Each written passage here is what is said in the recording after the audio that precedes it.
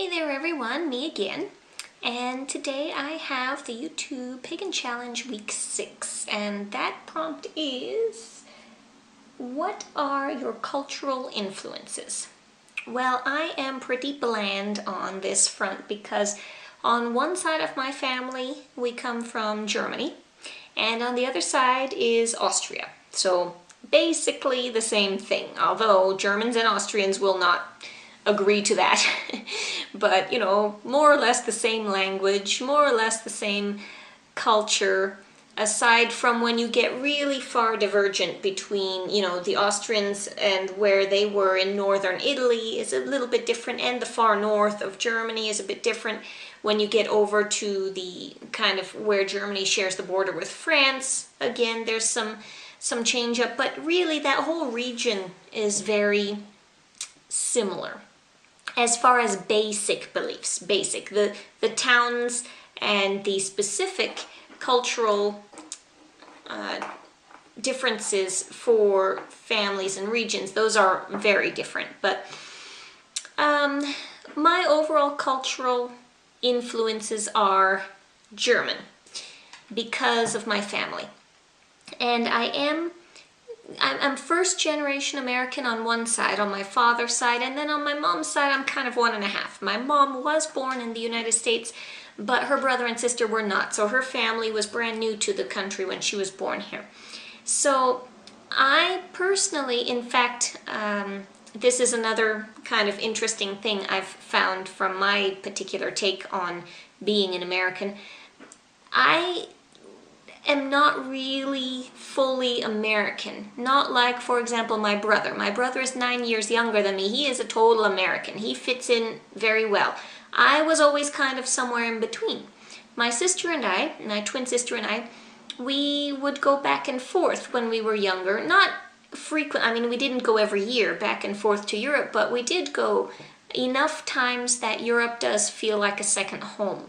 And specifically Austria and Bregenz, where my grandparents are, because we spent summers with them. And so that made a big impact on me, and it's a little bit bittersweet because I don't really belong there either. So I'm not completely here, I don't really completely belong there, and I'm just somewhere floating in the middle. But because of that, I think it's made my desire to use my cultural background in my practice even stronger, because it is very important to me, because I do find it, I mean, it's what made me, it's where I come from, and I'm very proud of it. So that is my main cultural influence. Now, as far as other cultural influences, I don't use them as much, but I do love collecting tidbits. I know I can't claim other cultures at this point. They're just not part of me. For example, a lot of American witches use a lot of Native American concepts and spiritual practice in their own practice, because many of us at this point in time, many Americans at this point in time, have some sort of connection to Native American history, because their families have been here much longer than mine has. And I have recently really started to develop an interest in Native American practice and spirituality, just out of curiosity mainly, and I enjoy it. I really love parts of it. I love reading about it. I love finding out more about it, but I don't feel it's my place to incorporate any of that specifically into my practice. Not at this point. Is that to say that I will never do so? No. A lot of people get very kind of uptight about the idea of, oh, what's it called? There's a fancy word for it. Cultural, well, if you think of it, let me know. But that word, appropriation, cultural appropriation, when you take on someone else's culture.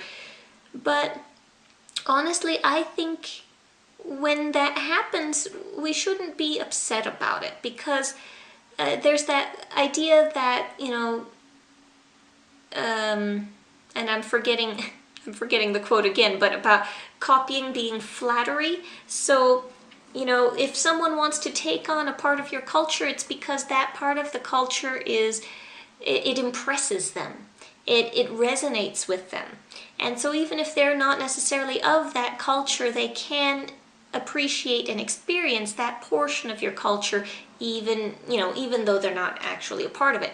And I saw that expressed in a YouTube video once a long time ago, so I have no clue who it was or what it was, but I know it was a Native American from the East Coast. There was some sort of a festival or something going on, and he said, a lot of people ask me, how do I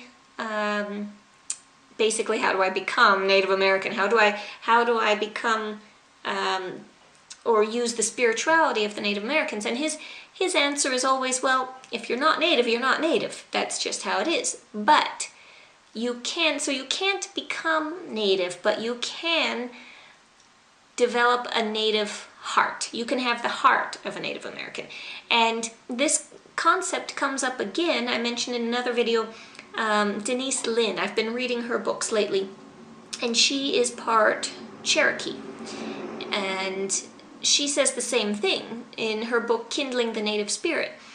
If you look far back enough in any culture, you will find natives. You will find that native, earthbound, living with nature people. So I like to find things in other cultures that speak to me, that I find interesting, that I want to know more about. I like learning. And I may or may not incorporate some concepts into what I work with, but I don't like to actually incorporate full spiritual practices from other cultures that I'm not a part of. It just doesn't quite feel right to me.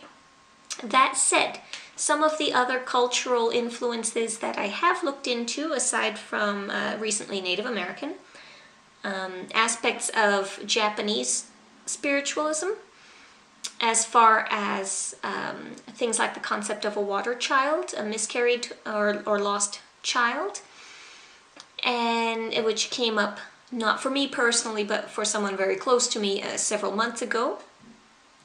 What else? Occasionally Hinduism, or even Catholicism, especially. I was in Santa Fe this past weekend, and there was a lot of Mexican Catholicism, and a lot of it was really kind of kitschy, but also kind of fun, kind of just bright colors, the skeletons, the nichos I really like, the mirrors, the punched tin mirrors with the, what do you call them, the tiling around them, all very beautiful things that I'm sure I can find a way to incorporate into my practice, but I'm incorporating things, not actual spiritual practice. What else? What else have I experienced culturally? I know there have been other things. I have traveled quite a bit, so I do like to keep an eye out kind of for different things. But unfortunately nothing's coming to mind at the moment, so those are my main bits on this prompt. Is my personal cultural influence that I use in my practice is Germanic.